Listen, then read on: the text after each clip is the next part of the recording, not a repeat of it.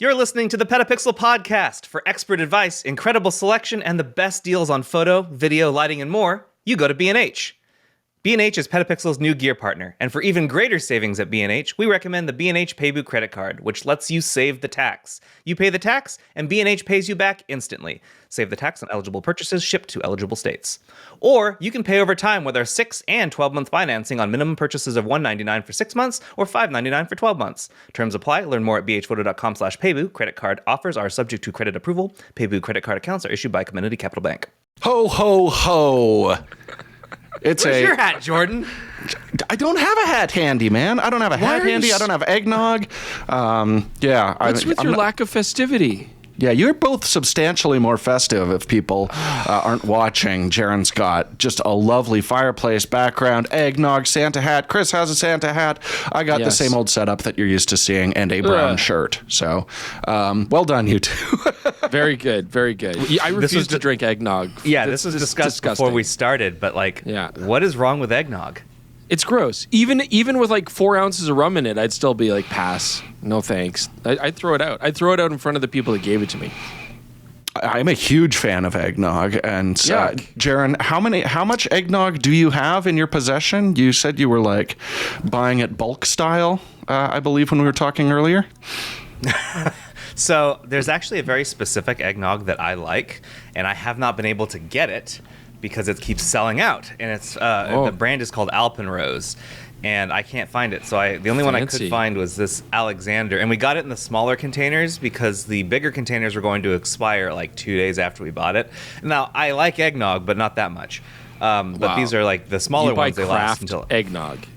Yeah, craft nice eggnog. Craft nog. Yeah, Alexander Family Farm, homegrown eggnog. Anyway, I love eggnog. And I think, Chris, you're insane for not. I know I'm in the minority. A long list of things you don't like in your mouth. Great, great. It is expansive. Long yeah. We'll be getting to some Chris lists a little later in this episode. And you know what? It seems like Chris has a grievance about eggnog, and we will be airing some grievances later in this episode. As opposed to holiday cheer, we will bring you the holiday fury and tell you what we think is wrong with some of the companies and our business and things in general. So that's fun, right? Also, I lied last week when I said this the is a season surprise. Finale last week. Yeah, surprise! I lied. This is the season finale of season 4. Yes, we decided we were going to do a Christmas themed episode. So one last little thing for you guys. A little hurrah. Yeah, I know over the holiday break, usually all my podcasts stop, and I'm like, I don't know how to do the dishes without listening to a podcast at this point. So we're so nice. We've come to help all of you. Yeah, when you're cleaning up after a giant feast, you can stick us in your ears and enjoy that. Yes. I don't like how you said it. But not in my mouth, apparently. Well, the eggnog. Jordan? Yeah. Since you usually ask the questions every week, I actually came up with a question this week. Oh. What? So I thought I would ask both of you, what is your most vivid Christmas memory of any point in your life? I don't have vivid memories. They all blend together into a cornucopia of the thing is, I believe. I love how we were going to start this image like a positive thing to be a counterbalance to the grievances. Oh yeah. If I'm going to think about a vivid Christmas memory, I'm already starting on how depressed my memory is. As a parent, of course, you think about, there's times with your kids, which is great when they're young, they're starting. But you know what? I have 3. I'm not going to pick, one Christmas memory for them over another. I try to make them equally wonderful for each child. So I would say, honestly, probably one of my first Christmas memories. I was living in New Jersey. My Christmases were up to that point chaotic and variable because who knew where I would be? We didn't have any money. And so we actually were in New Jersey staying with my aunt and uncle, and they have a really nice place, and it was probably that first magical Christmas memory where you actually have a big Christmas. My uncle made reindeer out of firewood, which was really cute, and they had a loft, a multi-level house with a big open loft in the main living room. So our Christmas tree was 18 feet tall. It was humongous, and it was the kind where you go out and you drive and you cut it down. It was very like National Lampoon's Christmas Vacation. And that was beautiful, right? Like you're chopping things with an axe down, you're bringing it into the house, you're setting it up, live tree, the smell, decorating the whole thing. And then my like older cousin woke me up at 6 a.m. We snuck down to the stairs and looked at the presents that were there. Like that was a really cool kind of thing. So that was like a proper child's magical Christmas. And so that I would say that's pretty vivid. I won't remember. Now, after the age of 8, everything is just a chaotic blur, just a mess. Like my memory is like road slush, sort of February road slush, where like all the trailer trucks have driven through it, and like you're like, it's a road, but you have no idea where it goes or if it's safe or not to drive on. Anyway. Wow, the master of metaphor yet again. Chris, was this what side of your family was this on? My mom's side. Yes, my mom's side. Yes. That's nice. Yes, it was nice. Yes, it was nice. That's a really good Christmas memory. Yeah, we were escaping some shit to be there, so that was not nice. But, when you're 5, you can tune out all the bad stuff and just focus on the wonderful, vivid memories. Okay, Jordan, do you have anything that's better than less depressing than that? I had a raft of magical Christmas memories. Yeah, I had a great childhood. We were generally at home, and we had very pleasant holidays right through. But I have to. Must be I'm nice. going to be a total cliche here and just be like, none of that matters. Until you have like your own kids, and all of my favorite holiday memories are now completely usurped by like them running downstairs. And I would say probably the highlight is when my son was 3 and really into space, and we got him a giant wooden spaceship, and we recorded video, and he just comes down the stairs, doesn't say anything. He just like throws his arms up like a touchdown and just goes, woo! And that's the high point. It was the cutest thing ever. And Ivy as well gets very excited. So it's all about the kids at this point. I'm looking forward to this year. That story ended better than it started, because my least favorite phrase from any parent is "until you have kids." Well, that's why I didn't want to choose. I didn't want to choose one of those. Like, I've got 3. They're all. Yeah. But only one of them was documented, so we can watch it over and over. So that one stands out very strongly in my memory. That's hideously unfair. Christmas How could you do that? How could you do that? It's hideously unfair. Hideously unfair. How about you? How about you as a dink? What's your great as a dink? What's your favorite Christmas memory? It is a childhood one for myself. I don't remember how old I was. Maybe I was like 8 or 9. But we did the whole Christmas thing, like everyone's presents were unwrapped or whatever, and we were sitting around the tree, and my dad did the Christmas story thing. Oh, He's nice. Like, did you get everything you wanted? Oh, what's that over there behind the desk? And I went over and I pulled it out, and it was a really lovely like wood stock 22 caliber rifle. Oh, wow. My dad would like proceed straight to out teach of the me. Christmas Story. Yeah, exactly. Well, I mean, more dangerous than the Christmas Story one, because it was that's true. Actual gunpowder. He would go on to teach me how to target shoot, and I shot that gun so many times I blew out the firing pin. So, what a great memory. Yeah. Did he also? Really good memory. Did he also swear profusely in front of you, like whenever doing anything around the house or changing? Yeah, doing battle with the furnace in the basement. Yeah, it was more often. It was something in the yard, either chopping wood or battling with gophers or something. But yes, he swore profusely all the time. Yeah, that's very much my father. That gun, we still have it. It's just for looks now because it's broken from being shot too many times. But yeah, that's the memory. And I'm now gifted with excellent target shooting as a result. So there you go. Before we get into the start of the podcast, which is funny because we've been talking for a while now, the podcast has been started, I wanted to call out a comment from our Bold Predictions podcast. I think that's why we're here right now. Yeah, I felt very called out from Kvager, Kvager. Super bold prediction. Questions asked in 2026 will be answered in 2026, at least one of them. And you know what? We are here to spend a lot of time answering questions. Yes.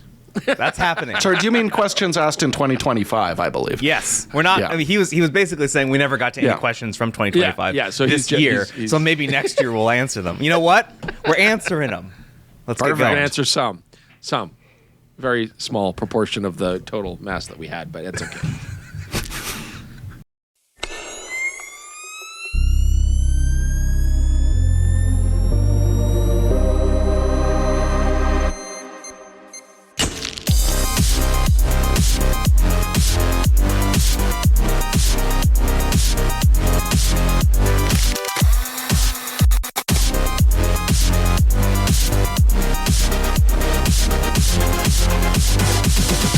Well, as usual, we love doing this podcast, but it would not be possible without people who make this possible. And Excire makes not only a fantastic product, but they've also been a great support for the show.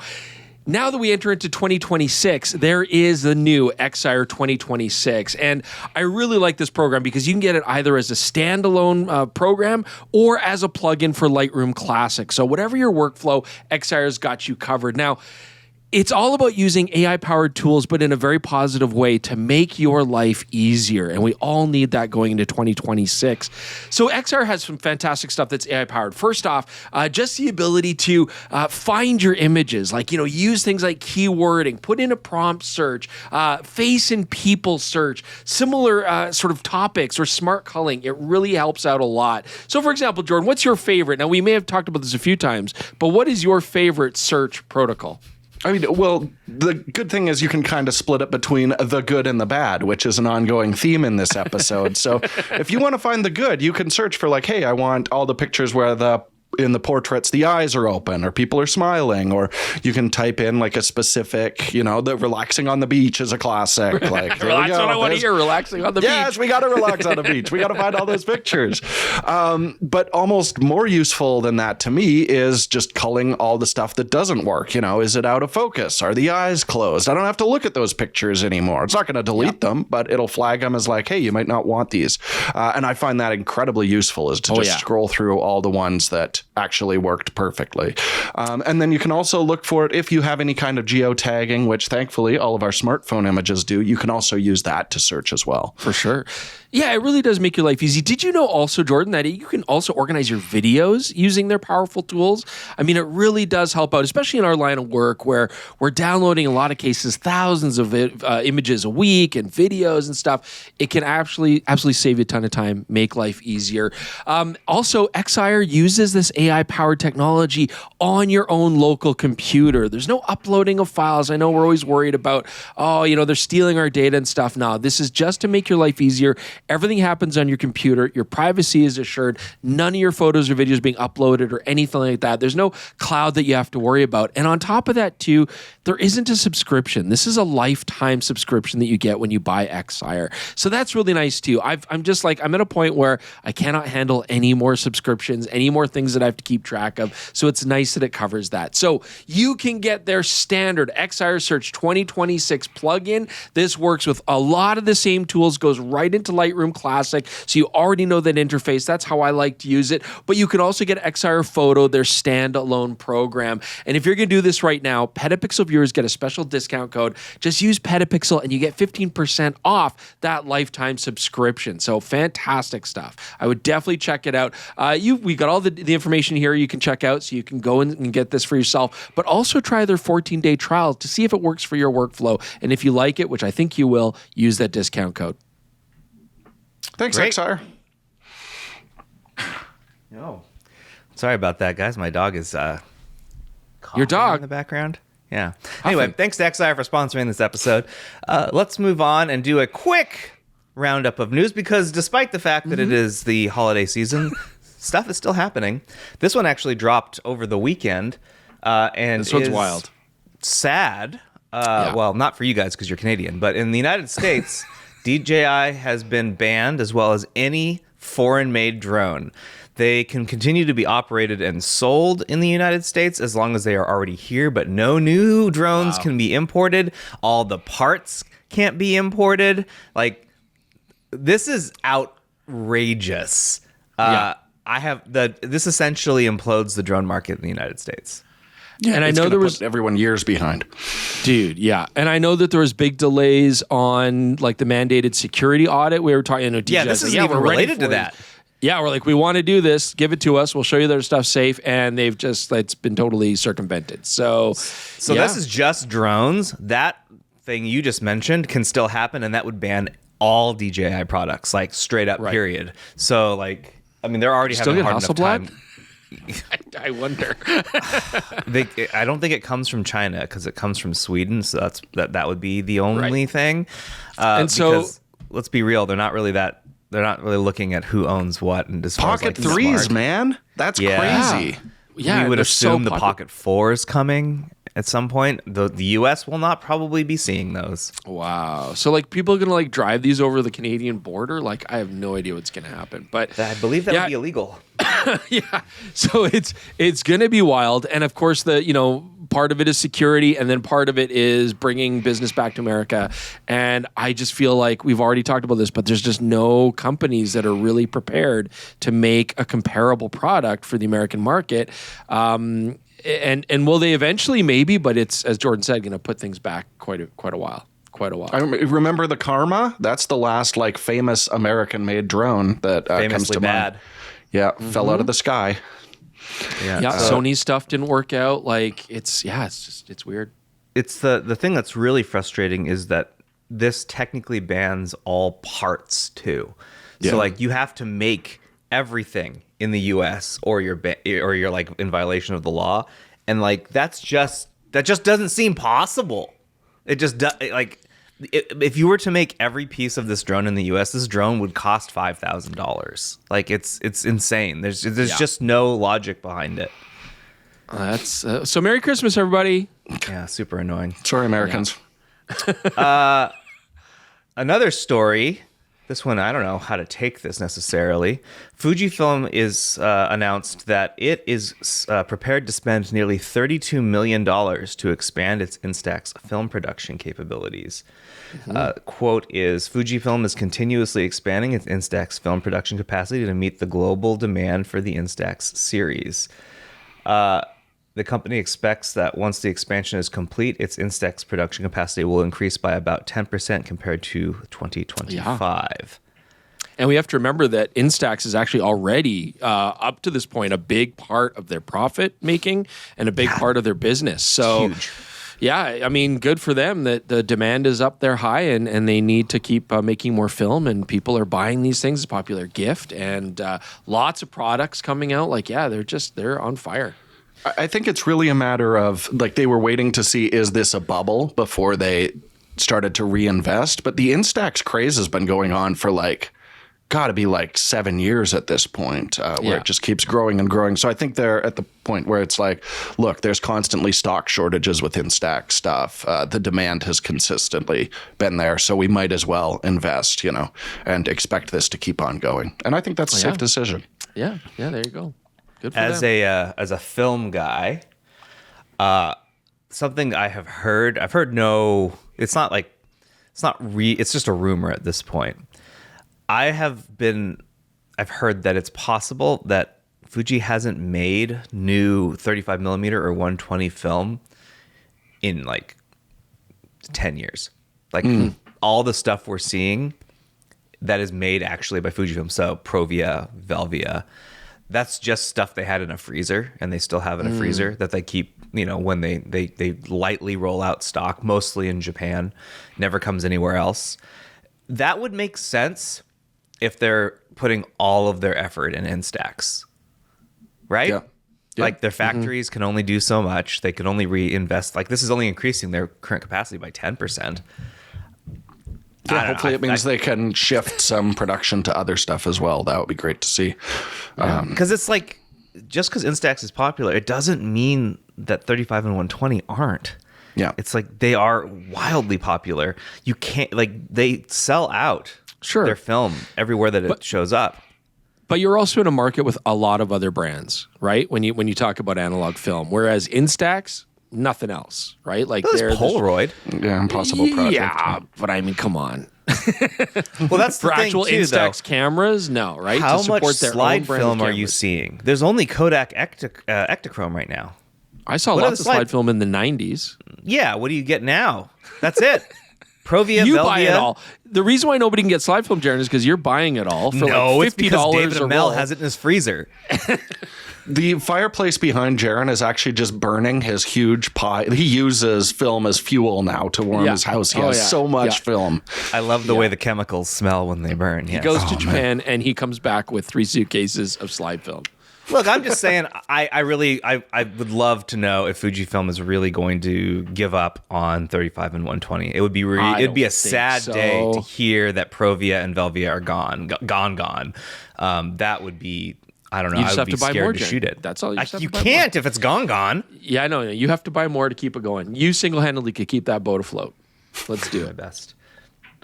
So, Benro. Jordan, are you excited about this, Jordan? Yeah, this is an interesting concept. Yeah, of course. I've been a huge fan of electronic ND for years. We used to have FS5s. Built when in. We were shooting. So cool. And I loved doing automatic electronic ND filter because I could just choose, the shutter speed I want for natural motion. I could set the aperture I want creatively, always have it locked at base ISO, and run around outside and have a well-exposed image. It was a great way to work. And it's really been limited to Sony cinema bodies. Currently the FX6. So seeing a third-party option is great. Now, I don't know if you remember, Chris, Aperture tried to dip their feet into this. A few other Chinese companies did as well. And it sounded exciting. I found it rickety. I found color was inconsistent. And then we heard nothing for quite a while. So what I'm hoping with this new Benro announcement is, there was a nice long break for everyone to sort out the issues, and we could get a really consistent electronic ND, which has automatic functionality. That's the really important thing there because... Right. An electronic ND where you can run the dial, like what we saw in the Fujifilm Eterna, is useful for sure, but I think it's more valuable to have that automatic functionality to it, where as the light changes, as you move from shadow to daylight, it'll just smoothly adjust exposure. And also, this is the only way to achieve a depth of field pull. So instead of a focus pull, you just rack the aperture, and then the electronic ND compensates for it. It's a really cool look where you can see the depth of field expand or shrink during a shot. And currently, it's only been available if you use one of those Sony bodies. So opening that up to some third-party options is great. It's exciting. I'd like to try it out. So we kind of skipped on it. Yeah. But it is Benro has unveiled what it's calling the NE1, an adjustable electronic neutral density filter system designed for photographers and videographers. Without rotating the filter, users can adjust the ND filter strength from about ND3 to ND64.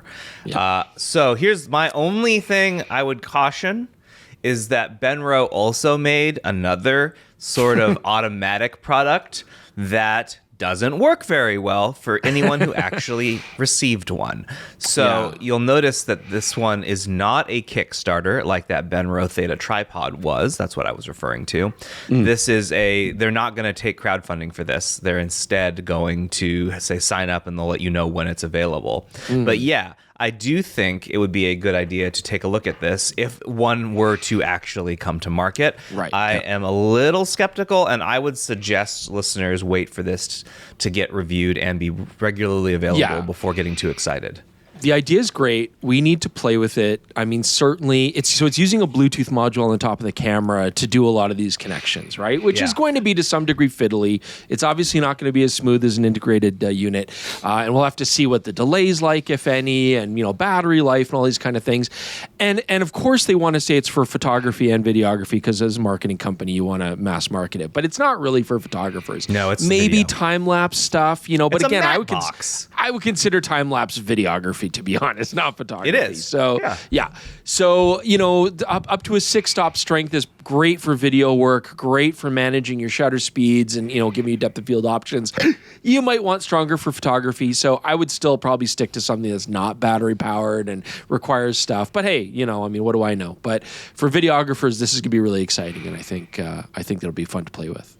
If you want to use just a straight sync strobe, I think electronic ND could be really cool for photography, and we've never really seen that because it's just been in the Sony video bodies. But it'd be awesome to just be able to dial in your ND strength as you balance your exposure with strobes. That's one application I could see being useful. Sure. But you will look like a weirdo with a matte box attached to your photo camera. But you know what? I'm okay looking like a weirdo once in a while. And a unit on top. Well, then where does your flash trigger go? Right? It's not an ideal ideal setup. Obviously, you can hold in your hand. Now, what is neat about this, though, just before we move on, the Benro does also have its own automatic exposure sensors, which is pretty cool. So the promise is it'll be able to read the light, adjust accordingly on the fly if you wanted to, or you can manually set it up. So yeah, it has some interesting promise. Yeah, let's just see if it works. Yeah. Last week, a day before my birthday, Leica announced that it was significantly updating the SL3 and Q3 series, the whole family, their autofocus performance. It was actually a rather beefy, chunky, major firmware update in addition to just autofocus performance. We don't have one of these around to see if it changed anything, right? Like how good the changes were. But it sounds like a rather significant uplift. Hopefully. You know, I mean, again, you're still stuck with the hardware that we have in this device, but I mean, firmware updates are always good. So, I never found on the Leica system that the accuracy was too big a problem. It's more just like speed and capability, tracking, that kind of stuff. So I hope that gets better. But they're saying that a big part of it is now acquisition with subject detection for sure. So humans, animals, birds, dogs, wolves, cats, I mean, everything, right? They're adding a lot to it. So those are always good things. Well, for the longest time, like the SL3 came out a long time ago, and if you grabbed one and you went to animal detect, it still said beta in the camera, like more than a year later.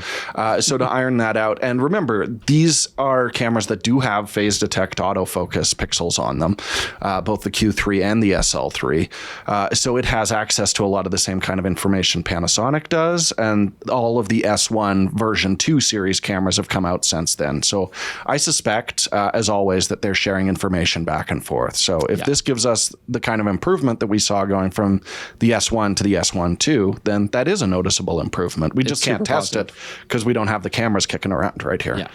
I think Stallman's got a Q3. I should ask him how that's, if he saw a real improvement there. Yeah, you should, and see what he thinks. This next one's more of just a heads up. All visual art students worldwide can now join the American Society of Media Photographers, ASMP, for free. So ASMP is one of PetaPixel has a really good relationship with ASMP. They are a great advocate for photographers, and the CEO of it, his name is Tom Madry, and he's a really great guy. He's a lawyer. He understands like photographers' rights, and they are very active and vocal in protecting photographers' rights through legislation. So ASMP is a great organization, and the fact that anyone can join for free who's a student is fantastic. We do recommend that you still actually join ASMP if you're like a working photographer. It's a great organization to be part of. One of the few remaining that doesn't have some sort of drama surrounding it either. So like it's one of the ones to support, and they're doing well, and this is a nice move for them. Yay!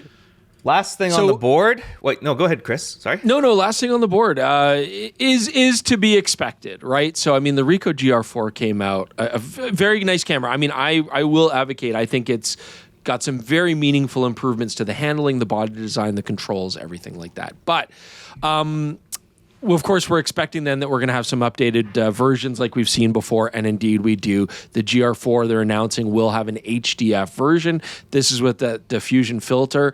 I don't know if we're going to review it. Are we going to? I mean, I don't know. Like, it's a nice feature. The highlight diffusion filter can be really nice at like nighttime, where you get like glowing city lights and street lights and stuff, where you want that kind of soft filter effect. But as much as I think it's a nice effect on the camera, I do feel like a proper ND filter is still more useful. You can, of course, do HDF, like a look like that after and post in a lot of cases. So I don't know. I mean, some people dig it. I think it was to be expected. It's not a surprise to see it on the camera, but do I necessarily want to review it? I don't know. Are you going to make me review it, Jaron?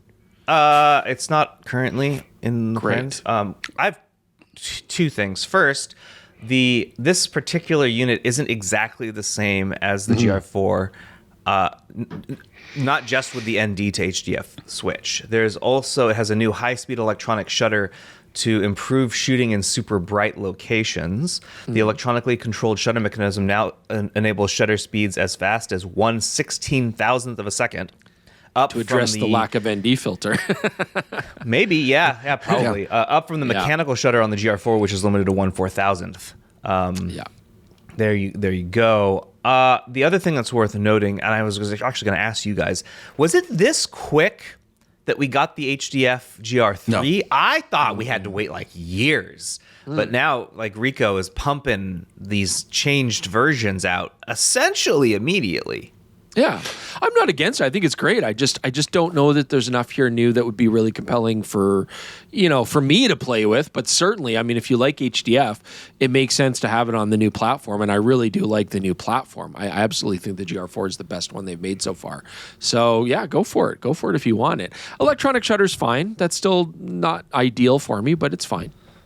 I think it's interesting. Like, I think everyone is clamoring for a GR4X alternative would be the first one that I would expect to come through. We know the monochrome is coming, but yeah, it would be really nice just to be able to know for sure, like, hey, is there going to be a 40 millimeter version of this camera so I can make that like an informed decision if you're going to grab one. I would love to see that, at least a development announcement if it is going to come, because I really like the 40 as a pocket camera. I could see just holding off. Indefinitely waiting for that. And it'd be nice to know if it's actually going to come out. I'm excited for the monochrome. That I want to play with. I'm just a little bit confused because the GR3 is still being made. Yeah. Now we have the GR4, the GR4 HDF, and the GR4 monochrome are all coming. Ricoh doesn't have enormous manufacturing capability. I just don't quite understand why we're doing them all like this, especially when the GR4 is impossible to obtain. It's unobtainium. But they do sell everyone they make. Someone's seen the new Avatar. Yeah, that was the first Avatar. Yeah, they're going to sell everyone they make. They are going to sell everyone they make. So why not just make the GR4 for a while until you've caught up a little bit with some of the demand? This is an announcement, right? It's coming next month. It says they're selling this in January. So, like, they're making them right now. The more the merrier, Jaron. The more the merrier. I suppose. Well, there you go. That's going to do it for the news. I would like to turn the microphone over to Jordan for the annual airing of grievances. Yeah, I mean, as you can hear, it's been just nothing but jolliness in the news this week. So I'm going to go in the other direction. And yeah, let's talk about like some stuff that was unfortunate and got on our nerves a little bit this year. I think that's totally fair to do as we look forward to 2026. Some stuff that we would like to see addressed. And you know what? Jaron said I could kick it off, so I'm kicking it off. You have a lot. You have a lot of complaints.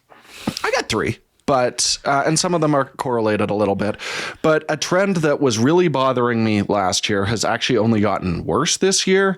And that's that as reviewers, we're getting incomplete information at product launches, which has become extremely frustrating. I mean, we've seen it with smartphone manufacturers for the last few years. Used to be, you'd get a full spec list of everything. And now they're like, the sensor is bigger. How much bigger? I don't really, it's always a little bit cagey. Yeah, they trail off as they're walking backwards and around the corner. Yeah. And then after the review embargo is lifted, then all of a sudden they're very transparent about everything, but they don't want you having access to the full information when the launches go live, is my suspicion. And we saw it last year with Canon, how we were getting incomplete spec lists when they gave us the R5 II and the R1, where it was just like, okay, clearly there's some limitations there because there's just blank areas in the spec sheets. But the weird one this year, which makes no sense to me, is major advancements that Panasonic and Sony made, where they drop new cameras with dramatically better image quality than anything we've seen before.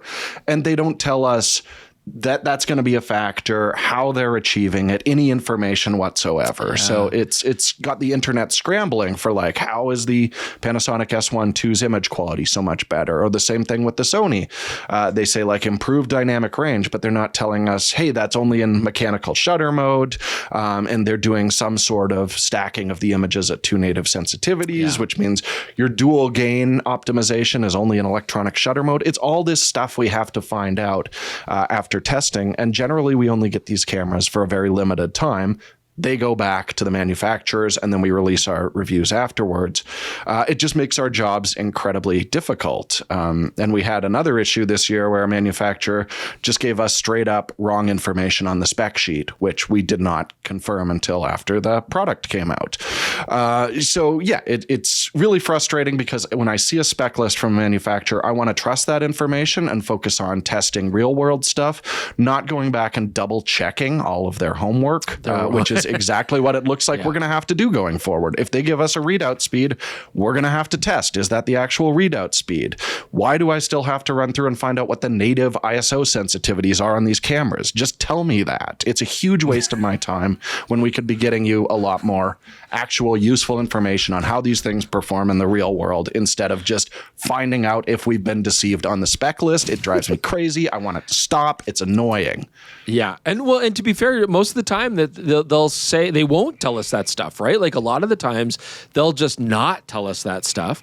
Say, oh, we'll get back to you guys about that. We'll let you know. And then they don't. Or it's way too late. But, it's like in that regard, that's still preferable. I'd rather they'd not tell us than to say, no, we got it for you. Because, of course, you're like, oh, that's great. Thank you so much for doing that. It's like, yeah, we know you guys want the information, so here's the numbers. And then to have them be false is ridiculous. So, people make mistakes, but yeah, it's tricky. But we say that's always been an issue. I feel like 5 years ago, we got complete spec lists for every camera that came in. I think they had more respect for what we were doing. I don't know if I agree with that. But I feel like what the manufacturers have often had is they've got the same spec information or rundown in their presentations for the entire market, which is to say they're giving the same information for reviewers, for dealers, for influencers, for ambassadors, and that doesn't always fly, right? Because often, and we came into this all the time, DP Review, same thing where it's like, oh, yeah, we know you guys want more information than what we normally put in the press release. We'll have to try to get that for you. Because the dealers just want specs, right, that they can put on their website that they can give. They don't necessarily want all of the back-end information that is very important, but that most consumers might not necessarily care about. So we would always get these watered down or sort of middle-of-the-road press releases. I would forgive that from a smartphone company who we've only worked with for a few years. But like the big boys who know who you are, Chris, and have known for 15 years and who have known PetaPixel for years, they know we want that information. And they do. And they always say in the press, like, I know you guys probably want more detailed information. Which is great. Can you provide it then? If you know what we want. I'm with And sometimes they do. Sometimes they do. And again, that doesn't help us if they're giving us straight up wrong information that makes their product look better than it actually is. That's garbage. That's pretty bad because it's like at what point, like, of course we're going to find out. Like, what's the end goal here? But I have to test it afterwards. Like, that's a huge waste of my time. This isn't jolly what's the benefit for them? No, this is the airing of grievances. The pole has been dragged out from under the crawl space. We're standing up and we're airing. I actually got rid of my old Matthews C-stand, finally, like my rusty, ancient, gross one. I was like, you know what? It's time. So I don't even have a big aluminum pole this year, everyone. I'm sorry. To pull out, and stand up there. So the thing that I would like to just call out here, and I know this will not change, which is why it's a grievance, and I will air it loudly. If you have a product that you are pitching to us as a photography tech publication, don't make me ask you for pictures of that product. Include them with the pitch. I cannot tell you how many times I have gotten a pitch from a brand and they send me, here, what do you think of this? And they send me like just text of like describing this product. And I'm like, so I'm assuming you've got pictures of it, right? And pictures of what it can do. And they're like, let me get back to you on that. And I'm just wanting to just strangle them. Like, how can you not recognize that that is something that not only we would want, but just like the average person you're trying to get us to convey this information to will also want? Do other publications not even put a header image when they publish information from a press release? We have to do that, but we also want to do that. So it is just baffling to me how many times I don't get imagery with anything we get pitched, and it drives me up the wall. I have a solution for you. So I'm going to call it the cocktail napkin punishment. So if these people have a new product they want to release and they're not going to send images, Jaron, you draw what you think it will look like on a cocktail Based napkin. on their description? You take a picture of it with your phone, and that is the header. And it's like, do you want the cocktail napkin treatment? No. Well, then you got to send me some images. I think if you did this 4 or 5 times, they'd get the hint, and you would get all the images that you want. So that's a funny one too. I would say, like, we were talking about 5 years ago how the companies were. I feel like 5 years ago, and correct me if I'm wrong, but I feel like 5 years ago, the companies were really good about that. They're like, hey, there's a press package coming. Here's the photos. You probably won't use them, but here they are. And now they're just kind of like, meh. You're gonna make your own on in front of an LED background or something, right? So go for that. Like, there is a flip side to this. On one side, we get none. Sometimes we get 1,000. So there is that is also a grievance. Do not send us 1,000. Are amazing for that. Do not send us 1,000 full resolution TIFF files. You can't have it both ways, Jaron. Come on, man. Anyone listening to this is probably like, he's exaggerating. No, I'm not. We have gotten them before where there's been 1,338 images in across multiple folders, all of them at full resolution, and we're supposed to go through those and find the ones that are the we best love suited. That. Don't listen to Jaron. That's good. It's when you don't send us anything that's silly. Anyways. I would rather have the 1,000 photos. But I think that there is a happy balance between none. There's a sweet middle ground out there. Yeah. Oh, man. We can do this as a team, companies. Moving forward as a society, we can do better. Oh, man. Can I just do a feat of strength instead of a grievance? I want this to stay jolly. I don't have any. What's grievances. your feat of strength, Chris? Do you have anything? No, that I don't you can have lift? a feet of strength. I don't know. But that's a Festivus thing. You got to do your annual feat of strength. Here's a quick interjection. How relevant is this to younger listeners? Do you have any idea what we're talking about with this Festivus stuff? No idea. Is Seinfeld still vaguely relevant to you? Because I know our buddy Levi Hallwell, who's 10 years younger than us, discovered Seinfeld 5 years ago. But I think he's a rare case. And is this discovered as in he thought he found a gem? Because this is what they do. He's just a lot of them guys think they discovered it on their own. It's like this Larry David guy. I think he's onto something. Have you heard of him? Yeah, we're we've seen multiple shows that he has written for. Yes, we grew up with that. My annual grievance would be towards the young generation who haven't seen Seinfeld, but the proliferation of 6:7 is driving me crazy. I can't stand it. 6:7 should remain a Mamiya trademark or a medium format term. So I'm sticking with that. That's my annual grievance. Otherwise, I don't have any grievances. What do I have to complain about, guys? We only did one fishing video this year, though. That's crap. It was nope. That's garbage. I'm not. We did one fishing video. Chris, you're leaving out the part where it was 8 straight days of you fishing, though. That's more than you've ever gotten. I'm not leaving out anything. One trip. And you know what? I'm not the only one. The viewers are also saying this. They have their own grievances in this regard. So we need to do more fishing. Yeah, I think it's ridiculous that you guys don't support my passion more so. Oh my God. But that's it. Otherwise, I can't complain about viewer comments. We put ourselves out there in the public, and they're going to write what they're going to write. And as hurtful as it is, I accept that. So as hurtful as it is. Oh yeah, they're very bad. Some of them are downright cruel. It's right before we started recording this, Jaron said I'm not going to read this comment. This comment's too mean. This comment's mean. Yeah, I had it on the board, and it was like, man, this one is mean. I don't know why I put it on the board to begin with. So people are mean. That's just Jordan, you had more. Give me some more grievances. Do I ever? Chris is out of things to complain about. I got you covered. I don't want to complain. I don't want to complain. When we did the A7 IV video, I don't know why I didn't write this down or put it in my video talk, but we need video assist tools from Sony. At this point, if you grab a Nikon or a Panasonic or a Canon even, you're getting waveforms on those. You're getting shutter angle on quite a few of them. But to just give me a histogram and shutter speeds that don't even go to 180 degree ones, like a 48th of a second, on a very enthusiast-oriented camera is crazy. It's crazy. And it's not like it's just like, oh, buy an FX camera, because you have to go up to an FX6 if you want to get waveforms on a Sony body right now. Wow. That's which is crazy. ridiculous. Yeah. Yeah. And when they say like, sorry, Jordan, here's a grievance. They always say this. They always say, oh, we can't really implement that, processing power not sufficient. That's a load of crap. They just dropped a new processor with this A7 V. So if the new processor can't handle waveforms, then we're stuck not having them again for another. And how long did Bion's X stick around? Like half a decade or whatever? It's really frustrating. Like, that is why it just feels like a more professional tool when I grab any of the competing cameras right now. Damn. So even step it up, Sony.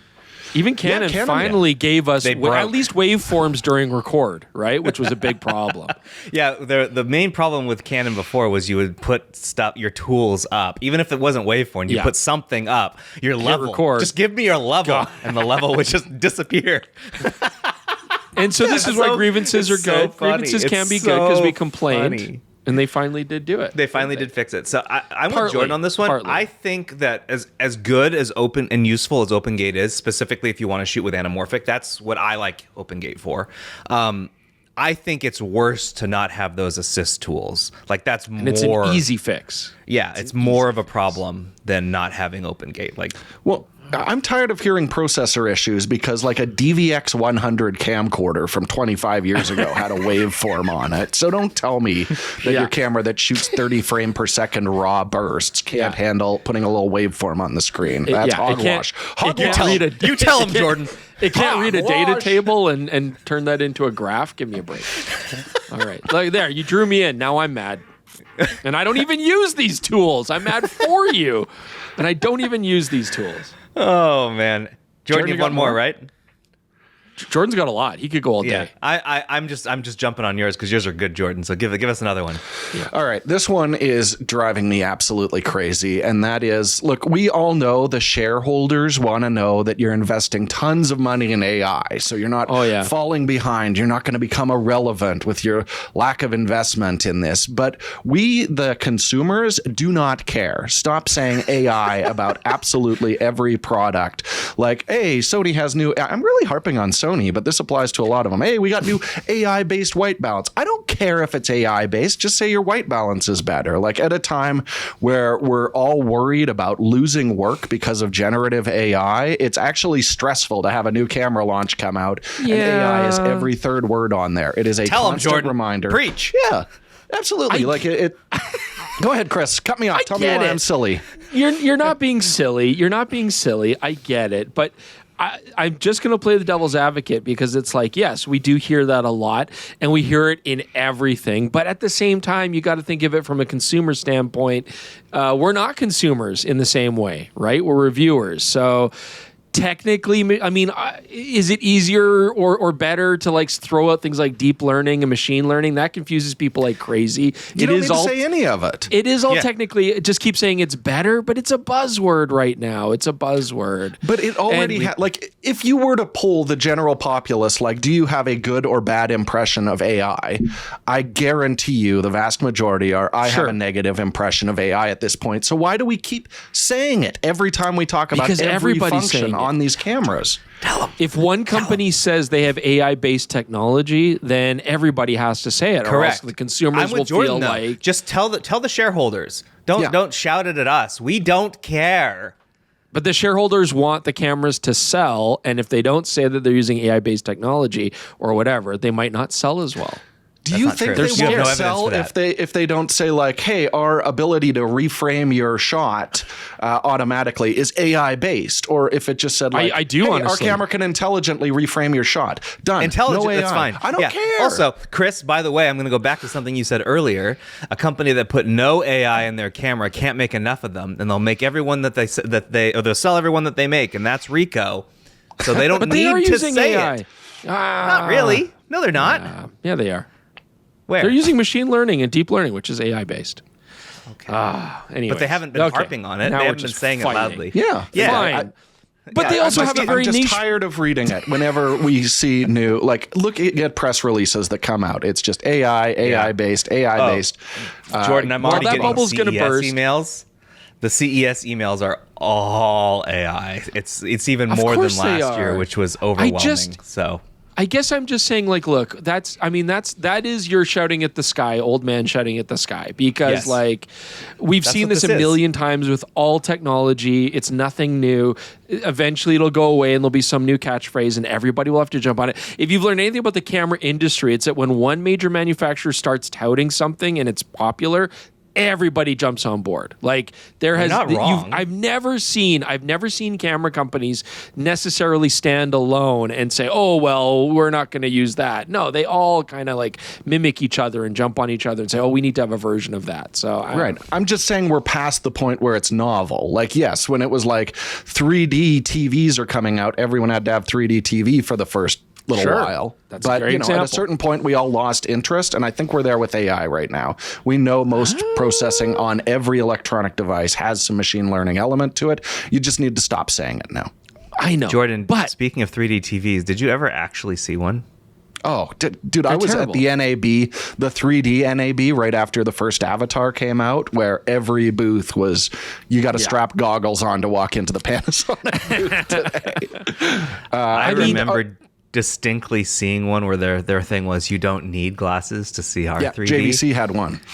And it was like just a wiggly screen, really, basically. Yeah, it was atrocious. But it looked like a cutout, those like 2-tiered cardboard images. It looked like that. Like there was no depth. It was just 2 panes, basically. And I worked at the camera store when the 3D thing hit. And I remember, like, my boss was all in on 3D. Peter June, former guest. And we had 3D cameras, 3D TVs. Oh, we have to bring this up the next time he's on.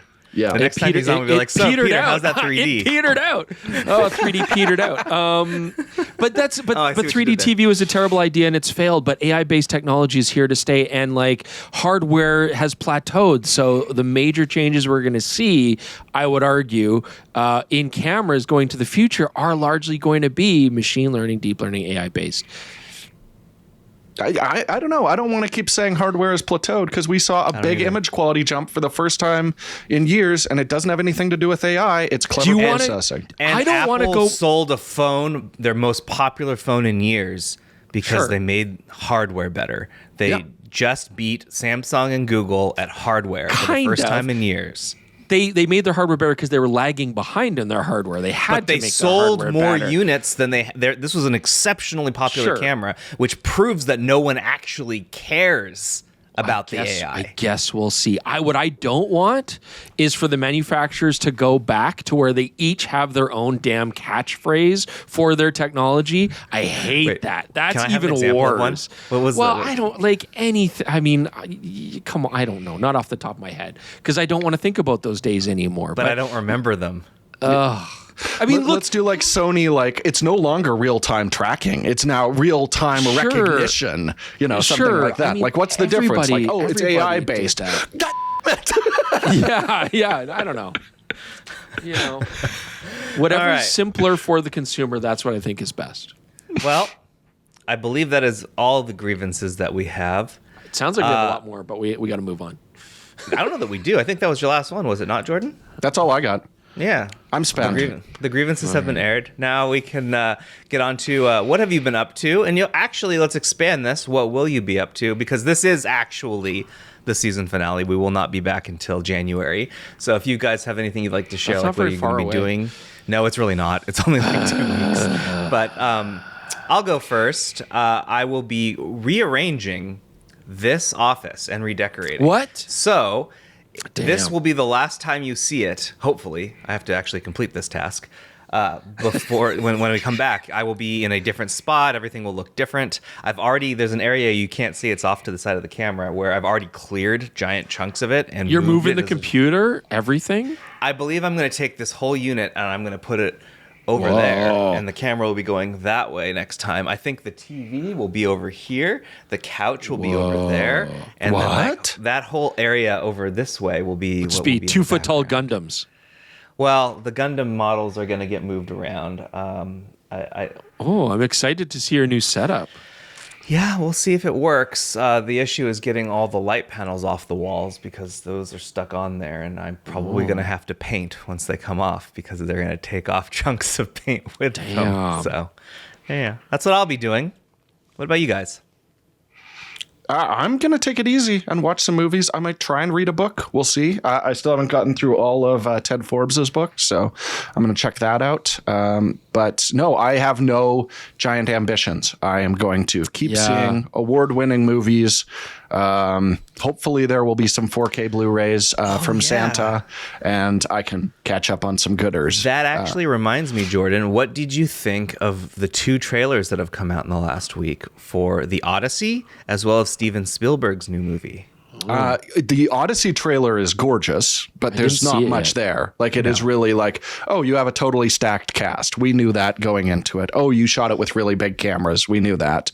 Yeah. The Spielberg thing, the sound design on that, like, do not watch it on your phone. Put on like good earbuds. The sound design is incredible on it, and I'm just very excited. I am a huge late Spielberg is some of the best Spielberg. I think West Side Story is one of his best movies. I think The Fabelmans is an absolute masterpiece.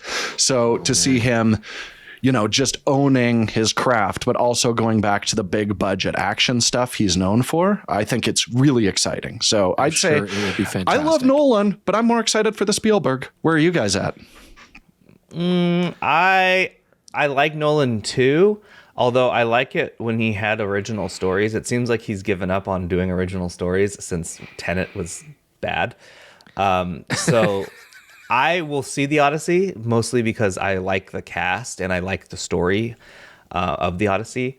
But I am very excited for some original storytelling from Spielberg. So I'm kind of with you there. I'm going to see both in theater, which is rare for me to actually go see stuff in theaters. I'm going to go. I'm sure The Odyssey will be cool to see in theaters for sure. I don't know, man. I'm kind of mentally burned out on stuff like that. I feel like I'm consuming like so much stuff right now. I'm not enjoying any of it. So I think I need a reset. Yeah. Your reset could be 2 masters of cinema taking your hand and guiding you into a world of wonder as only they can, Chris. And I agree that they are masters of cinema. I just don't get excited about directors the way that you do. Because I feel like it's either going to be like the same old stuff, like Wes Anderson, the same old stuff, or it could be good or bad or disappointing. I don't know. And it's not a bad thing. I just try not to really get my hypes up now with based on directors. Go see one battle after another and have your faith in cinema restored, man. But PTA's never let me down. But I still, well, is that true? No, he's never made a bad movie. No, he's never made a bad movie. But, I don't know. It's too much. There's too much going on. There's too many TV shows. There's too many, things to keep up with. I'm at a point now, I can't even remember what, it's too much, man. So are you doing anything to relax that in the coming weeks? I often sit right here and I just stare at my gray wall and I think about should I do something right now? And then 2 hours later, I'm like, oh, well, damn, that time frame's gone. I could have done something, but I just sat here thinking, what should I do? What would bring me joy? And I guess staring at a wall is bringing me joy right now. So I feel like I'm growing as a human being that way. It's too cold to fish. Speaking of too cold, Jordan told me that so we're looking at the anti-gravity A1, that drone, the 360 drone, for anyone listening. Yes. We're working on a review Very for that. Interesting. At least we're trying to work on a review for that because apparently the drone won't turn on in the temperatures that Canada is being subjected it'll turn to right on. now. It'll launch and it'll be like ambient temperature too cold. So, I did not know they had temperatures, but there you go. Battery life and stuff, I suppose. Signal strength, who knows? But it did not want to fly. It's too cold to fly. So, cold countries where you are allowed to buy drones, can't fly them. Warm countries, banned. All right, let's move on to tech support. There's a long list, and we've got so much time. So let's do it. My annual grievance this year is that we have not addressed enough tech support. You know what? You and that commenter can shut up now because we're doing it. So, Mark Stark says, I was trying to get more insight into any differences or things I should look out for when not using the new Sony 100mm macro on full frame. For example, I've heard the image quality degrades too much when using teleconverters on a 6000 series body. Yeah.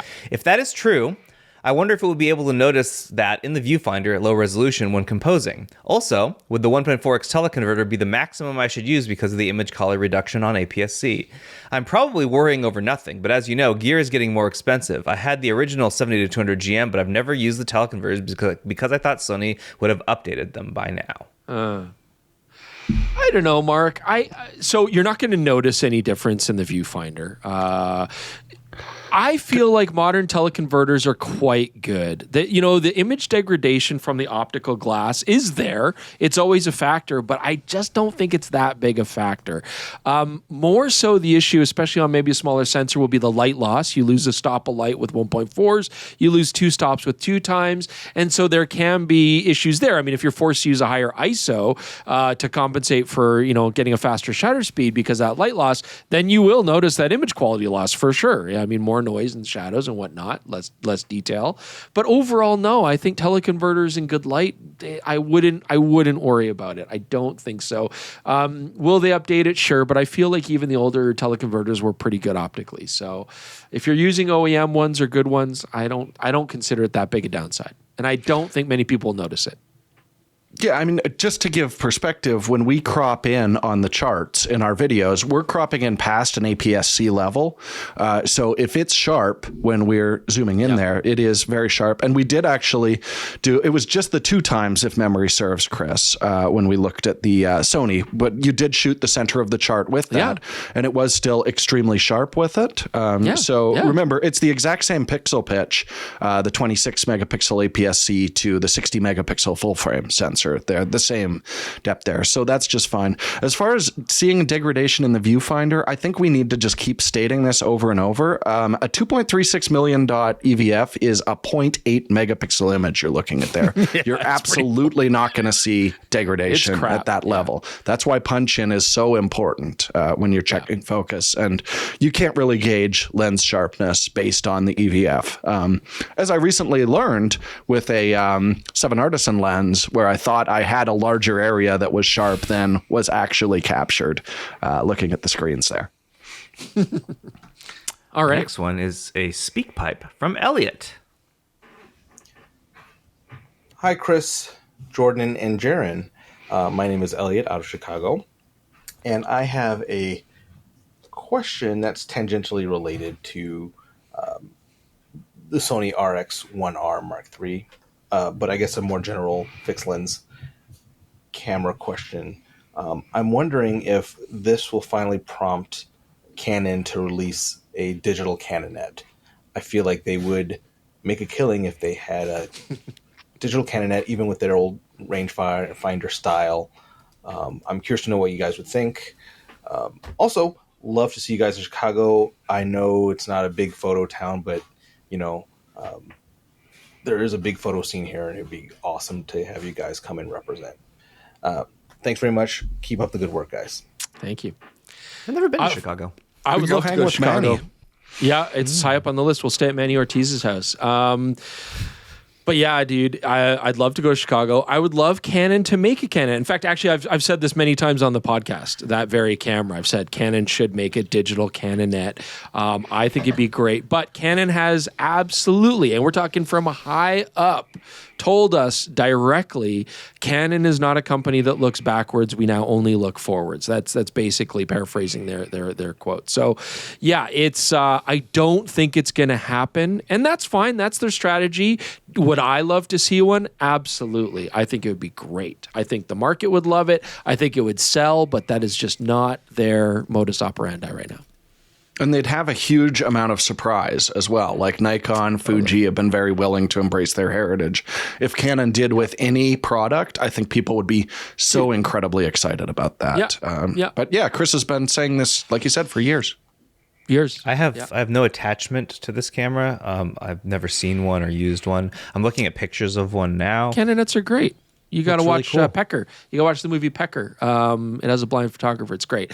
But yeah, no, the Canonets are neat. And not only that, but let's also remember the Canonets were a very affordable style of rangefinder. I had both a QL17 and a QL19, which had different lenses. And then the Canonet had a 28. It was an even cheaper version of the QLs. Like, I'd love to have a QL. And then on top of that, Canon made a beautiful line of interchangeable lens rangefinders. Lots of them, really neat, beautiful designs. So there's a huge heritage there that they are not capitalizing on. Okay, the next one is from Peter, and it is also a speak pipe. Hello, PetaPixel. My name is Peter. I've been watching the podcast for a while, and I really enjoy it. I have a question about autofocus, Nikon versus Sony. A while ago, Chris did a comparison about the Nikon Z8 and the Sony A7R5. There might have been another camera involved as well. When it came to autofocus, he basically gave the win to Sony. Now, the Sony A7R5 has a much slower reading sensor than the Z8. And it's often said that the reason that the Z8 and Z9 are so good in terms of autofocus is because they have fast reading stacked sensors, and that's why the Z5 II, for example, is not as good. So I'm just trying to figure this out. Like, is it that Sony has simply had more experience and therefore they are further ahead, so they can make more use of a slower sensor? What kind of differences are we actually talking about? Are we actually talking about the same kinds of differences? Like, I can imagine that the AI part is different from the feedback part. Basically, if you get what I'm saying. So, I hope you can shed some light on this. Awesome show. Thanks. Bye. Yeah, thank you, Peter. So yeah, I think you're on the right track. First off, I like to actually go from the back of the comment up, I find, but there is a difference. Like there's a difference between having good, I won't say AI because Jordan's furious right now. So he hates that. He clearly. There is a difference between how good your autofocusing algorithms are, your subject detections, that kind of technology, and your sensor speed. And I feel like in the testing that we've done, the idea is that a faster scanning sensor can give more feedback and data in that time period of focusing to the algorithm to then focus properly. And that's true, but I do also think the algorithm and the technology behind the subject detection itself is far more important than the sensor speed itself. I mean, the Z5 II is a good example because although it has a slower sensor, it focuses great. I did not notice much difference between the Z5 II focusing in that regard for speed and accuracy to the bigger cameras due to that. I feel like processing power is more important. I feel like the actual subject detection and era of technology that you're using is more important than the actual sensor speed itself. Even with cameras like Sony, they do make some crazy fast sensors, and they always say, yeah, this should make a big difference. I've never found it to make that big a difference. I feel like Sony cameras across the board focus well, regardless whether they have slow sensors or stack sensors or universal sensors. I find so. That's how I feel. I feel like the algorithm's the most important part because the easy case study is Fujifilm brought out the XH2S with a very fast reading sensor that still really struggles. So clearly the autofocus algorithm behind it is more important than the readout speed. That said, like Chris said, the A9 III, it does focus better than an A7R5 with a sensor that reads out infinitely faster. It's just more information. But I think the algorithm's the big key there. It's worth pointing out, when we did that video, the Z8 was fresh out of the oven. It has had a number of firmware updates, and the autofocus is now substantially better. I would say it's quite a bit closer to what Sony's doing with real-time tracking now. Yeah. I also think, like a big part of it too that kind of muddles it is the faster sensors do often unlock faster burst rates, and that can play a big part in your actual overall hit rate, like how many usable shots you got. So, yeah. But yes, I think algorithm over sensor speed. We got a speak pipe from Randy, who essentially used it to let me know that he had film that he was willing to just give me because he not using it anymore. I really appreciate that, Randy. My freezer is currently full, and I can't accept any more film until I shoot more. But thank you very much for offering it. Are you grumpy about the fact that Fujifilm is making enough film when your freezer's already completely loaded up and you can't handle any more film? It's bursting at the seams. I do have empathy, and I can recognize when other people might want to have things too. And so it's not just about me. It's about other people having the option. Randy, send your film to Jaron anyways. Coursing through you. I'll give you his address, and you can send that film to him. He'll find a place. He'll buy a mini fridge. He'll make it happen. But anyway, yes, I have empathy, and I think other people should have the opportunity to have the joy that I have experienced. And Jordan, do you have a mini fridge? Film. I do. I use it for my office bubblies, just right over there. It does not have film in it. Oh, okay. Should I get a mini fridge for the office? Is it useful? Absolutely. It's great. It does make a little noise, so I still turn it off for podcast recording. I didn't know you had one. It's really great to just be editing, grab yourself a cold one, not have to go upstairs. And for bubblies, because I was talking to your son just yesterday, and he told me, oh, my dad's got a fridge in there. He cracks a beer before he has to work. And so I was like, oh, that makes sense. Is that true? Are you cracking beers? It'll alternate, yeah. Sometimes there's some beers in there. Sometimes there's not. But the staple is this. The bubbly. Oh, maybe I should get one. Chris, in this room over this way, you've been in here before with the laundry room. There's a refrigerator in there filled with Orion beer. You made me sleep in the laundry room. LaCroix. No, I did not. No, and you then didn't. my other room is this way, and over that direction, that's where the film is. But both are behind doors, so the fridges don't have to become unplugged. I'm fridgeless. I'm fridgeless in here. This house came with so much appliances that the people who sold it to us didn't want anymore. So yeah, we have multiple refrigerators that just nice to have. Let's keep going. This is an email from Jonas. I have been wondering for a long time how long Lightroom can keep going the way it is. I remember sending a question to your podcast about Adobe Lightroom, and I still do not understand the logic Adobe uses to explain why Lightroom, the cloud version, and Lightroom Classic have such different interfaces. Adobe says that many Lightroom users would struggle to use Classic, which is why they keep the two separate designs. I don't buy that, and it seems you don't in the podcast either. Most people can adapt to new interfaces or workflows if it is genuinely better, or at least similar. Of course, it costs Adobe more to maintain two separate code bases instead of one with the shared base, where certain menus are simply hidden, just like DaVinci Resolve and Resolve Studio do. Apple made a similar mistake when they replaced Final Cut 7 with Final Cut Pro X. They stripped out so many features that pros relied on that it became impossible for some to work with. Yes, Apple lost a number of users to Premiere at that time. The difference is that Apple eventually fixed most of those issues. Now I'm talking about Classic. More and more, Lightroom feels like it is being built as a pile of plugins on top of the core software rather than one application. Look at HDR Merge or Panorama Merge. The interface does not even follow Lightroom's dark theme.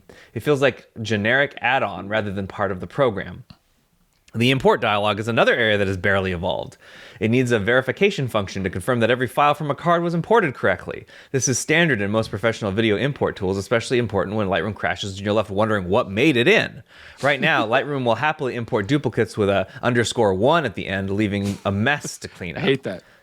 I often shoot 2 or 3 separate jobs in a single day. It would be incredibly useful to have a group by time option so I could automatically sort imports into folders based on shooting times. For example, 7 to 10 a.m. becomes work 1, 1 to 2 p.m. work 2, and so on. This should not require manual work. Importing from multiple cards is clunky. It feels like a workaround instead of a well-designed workflow. Video is another weak spot. Lightroom is painfully slow and has very limited video support. I have no idea why Adobe has not brought over Premiere's decoding and playback engine. It already exists inside the same company. Gosh, there's so much here, but he's so right. I don't know what to unpack, yeah. Yes, Adobe has added good features like masking, but overall I feel Lightroom is overdue for a full redesign, not just a fresh coat of paint. A real remake with all the professional tools we need, not a Lightroom Light approach. Resolve is faster than Lightroom when handling some of the same number of videos and even photos. That should not happen. I would see you take it up with in another episode of the podcast. So everything you brought up, Jonas, is very true. There's some things that you should understand. First, Adobe hates us and won't talk to us ever again. 2, I'm not even exaggerating. They actually are so upset that when they tried to bring us over to their, when we did that episode from Adobe, that it went so poorly with the audience, they blamed us for that and decided that they don't want to interact with PetaPixel at all. Legitimately, they refuse to talk to us. It is a problem. But Adobe has no competition. they have no incentive to do anything, and they won't do anything because Lightroom is not considered to be a major tool for them. They say it is when you're there, but they don't treat it like it is. Like the Lightroom team doesn't get the resources that anyone else does. Photography, like straight photography, is just not important to them. And the reason that they won't ever say this, but the reason they originally had 2 versions of Lightroom was because they were planning on getting rid of Classic. That was the original goal. They were doing that thing you mentioned, the Final Cut 7 to Final Cut Pro X. But in order to do that, they had to rebuild the whole code base and start from scratch and then slowly add all the features that they had to remove.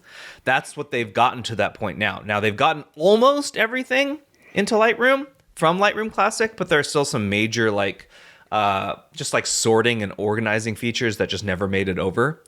And because there were so many photographers who didn't want to switch to Lightroom from Lightroom Classic during this transition period and still don't want to switch, that's why they maintain them. I'm part of the problem. If they kill Classic, well, I mean, they're creating a competitor for themselves, which is not very smart. Yeah. They'd rather double dip. I touched Cloud the first time, and I was like, no, don't like it, don't want it, don't like Garbo. it. Yuck. And yeah, I just like having an old school interface, and so I'm part of the problem. I installed Classic on purpose because I like the interface, I like the way it works. I still hate half the import tools and stuff. I don't like the way it organizes it. I really like the way that Capture One does it instead, where I could just import files and then I'll outport into a separate folder. That's how I organize anyways. And I know Lightroom, you can tweak some of the stuff to make it work in certain ways, but I don't want to go to the cloud-based interface. I don't like cloud. I'm so anti-cloud when it comes to my photos. I just want them to be like on my drive, stored where I know that they are, and then onto the NAS. I can say the one little silver lining here is Adobe has maybe its first real competition in a very long time in Affinity going free.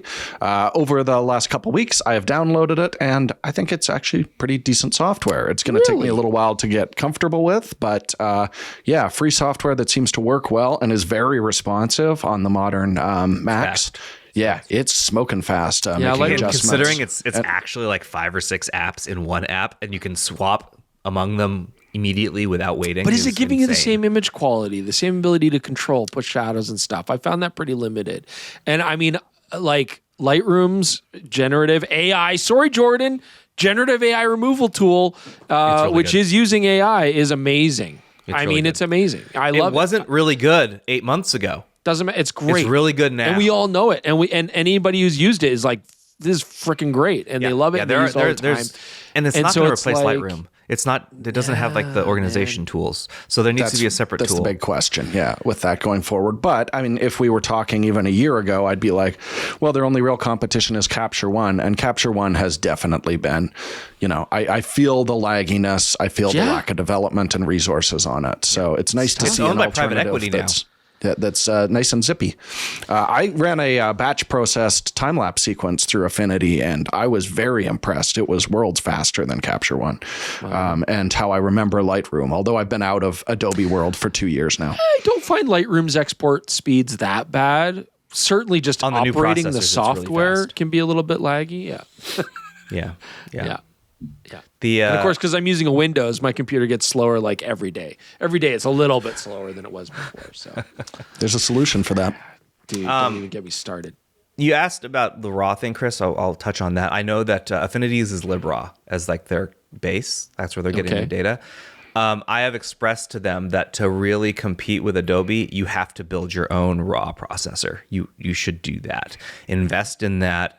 Be as quick, because you can't rely on third party. That's the issue that Photomator had, is they relied on Apple, and Apple sucks at RAW support.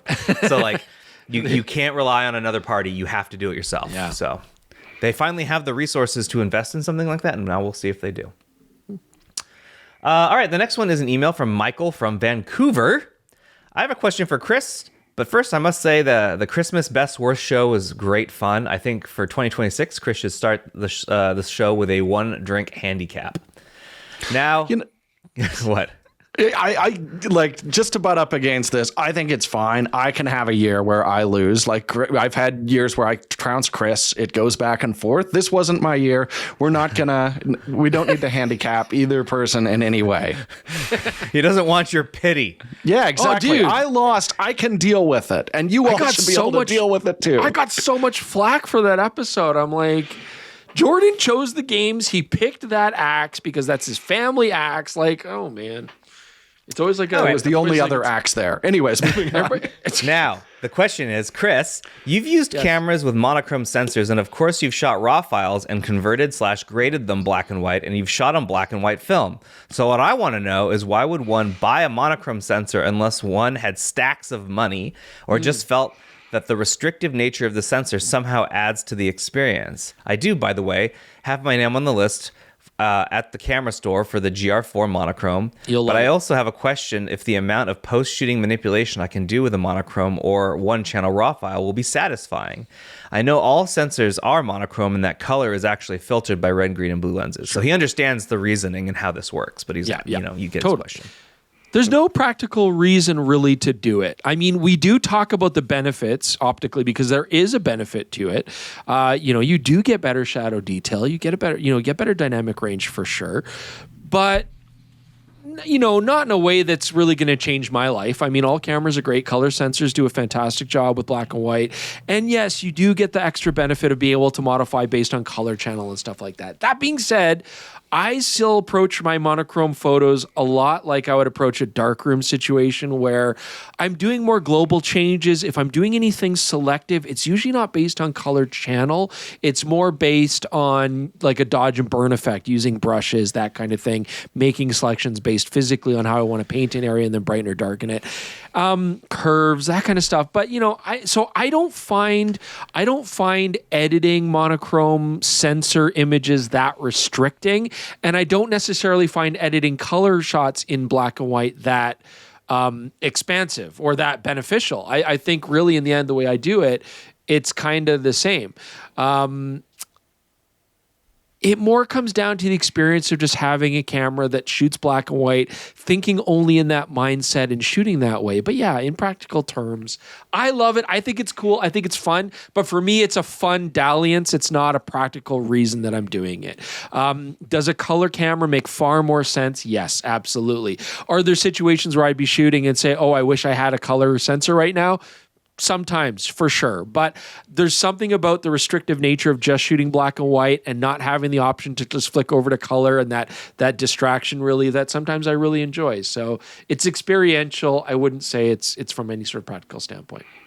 I think sometimes we need a little perspective with this, because if you shoot and deliver mostly black and white images and people are like, oh yeah, the shadows are less noisy. Oh, it's better in high ISO. It's a stop better. That's the same as going APS-C to full frame. And lots of people are like, oh, I'm going from APS-C to full frame because the image quality is a stop better. If you're a black and white photographer, there is a real benefit to a black and white camera. And the other thing too is I think we often say like, oh, and you get to use color filters with a black and white only camera. I mean, we can rephrase that. You have to because you don't have color information. So if you want that contrast straight off the sensor, you have to use them and you have to learn to use them. But even then, there's real benefits. Even then, I will say, when using those monochrome sensors, I don't really reach for the color filters. Not like I did on film. I really don't.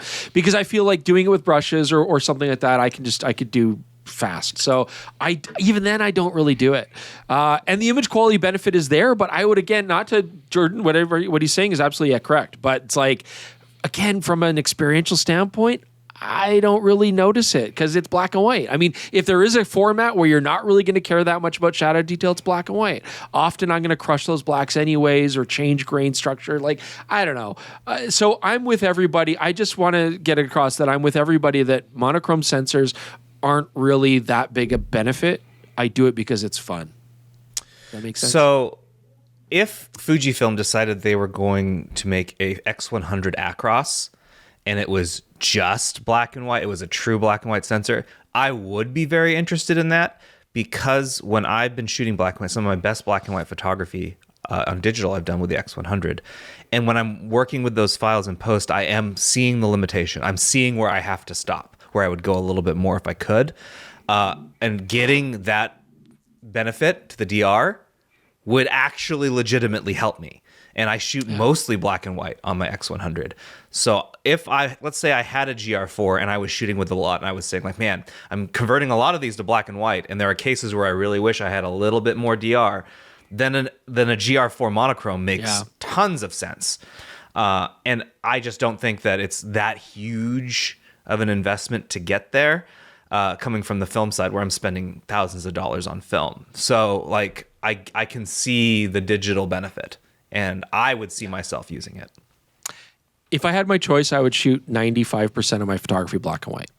Yeah. In which case, I mean, you already do with our reviews. I feel like it's close to 75. No. It's like 30%. Come on. He reins it in, which I appreciate. Yeah. So based on my job, I cannot shoot black and white 95% of the time. But if I was shooting my own photography, it would be black and white. In which case, a monochrome sensor is a no-brainer. And I think the GR4 monochrome is going to be amazing to play with. Isn't the idea of an X100 Acros, doesn't that sound cool? They'll never do it. They'll never do it. For so long. It would make tons of sense. They could not make enough of them.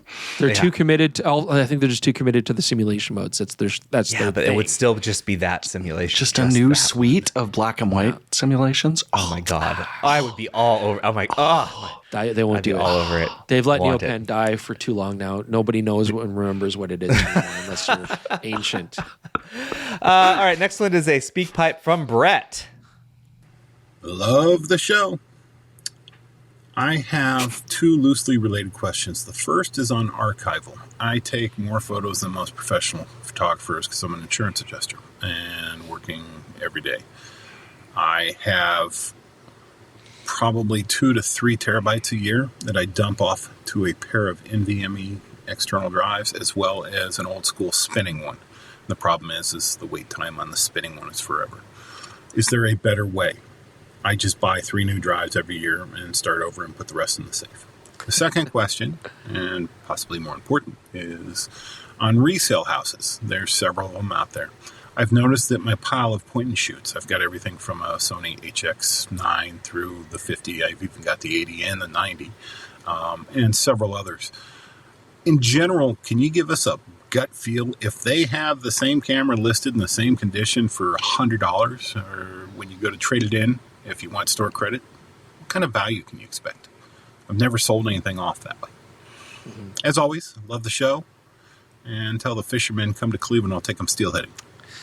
Brett, let's go steelheading. Perfect. Great. I agree. The only way I could see making this HDD process faster is if you rated them. But then you'd be double or tripling the cost of your HDD investment to do that.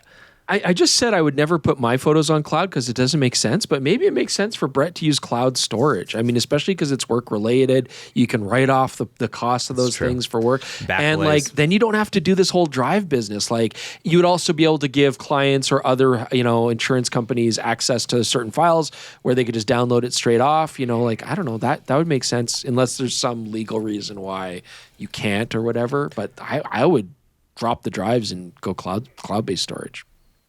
Is what it sounds like.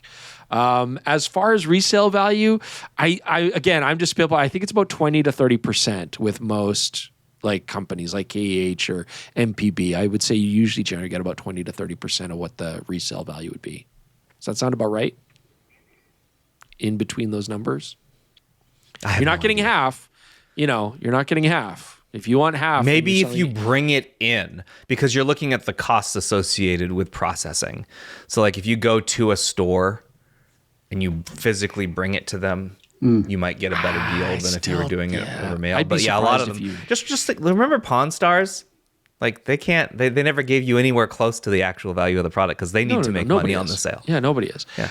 If you're going to sell privately, I find that you typically will get anywhere from 50 to 70% of what it would go for, right? After some serious haggling and meetings in back alleys, as Chris says. Yeah. Which I love. I love hanging out with people in back alleys, complete strangers, and then making transactions. That's the one thing I will say is like KEH will do the trade in with, if you trade in, you get additional value towards something else. Yep. Yeah. So if you are looking to update, that can be actually quite valuable. We see that at the camera store all the time when KEH comes through and they'll be like, and Sony's giving you additional bonuses on new stuff. Then you can actually make up some of that difference a little bit. But just straight trade in for cash, you're going to take a massive hit. And if you are a PetaPixel member, make sure you also use your code to get, if you're buying used gear, you get 5% off that as well. So, and everyone listening is a member, so we don't even need to remind them that. They're Perfect. very excited. Yeah. Yeah, well, they just might not look through all of the benefits because the list is so expansive. It's too much. Lost. Yeah. All right. Have you been drinking your eggnog? Have you even? I don't know. Have I seen you? Oh, damn. Never mind. I stopped because I didn't look how much I consumed of this. Wow. It's just like I was looking at the calories and I'm like, I don't think I need to consume He's going to get sleepy. that many calories in a beverage. So I stopped after 2/3. That's 190 times 2. Let's do the speak pipe from Jeffrey. Congratulations. You have just awoken the sleeping bear in relation to bridge cameras. I think the Sony RX10 Mark IV was the zenith of this category. 24 to 600 millimeter Zeiss lens. Fast as heck. Able to record a lot of sports and, as you say, wildlife, and easy to carry. Again, if they updated the sensor, AI, autofocusing to some extent, they could sell it probably for $2,500 and still outsell what they can make. And as an example, I don't think their retail price ever dropped for the 7 or 8 years that camera's been out. Period. Your opinion, please. Jordan. I mean, I've been saying this for the entire duration of this podcast. Use the latest autofocus technology, put it in a super zoom camera, and everybody would be thrilled. I think it would sell extremely well. Do it. Panasonic, Sony, somebody. Come on. What were those 2 letters again that Jeffrey used after talking about updating the sensor, Jordan? I forget what the... Yeah, he said he wanted AI in it. Oh, AI. Probably what he meant is like AI-based autofocus improvements, which would definitely be there.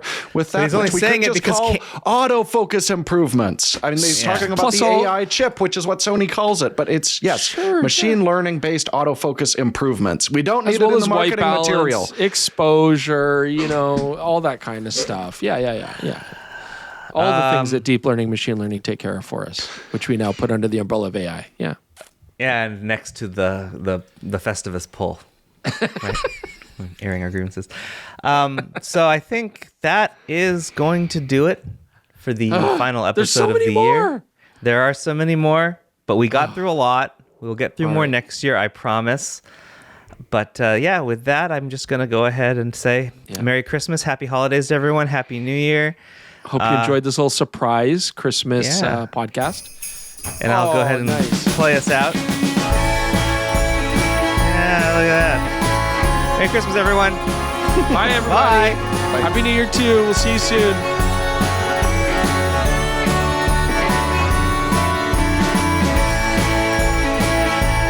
You're playing us out the whole time? To play us out? To end the show? There's no words there. I should have done that with my hat the whole time. Damn.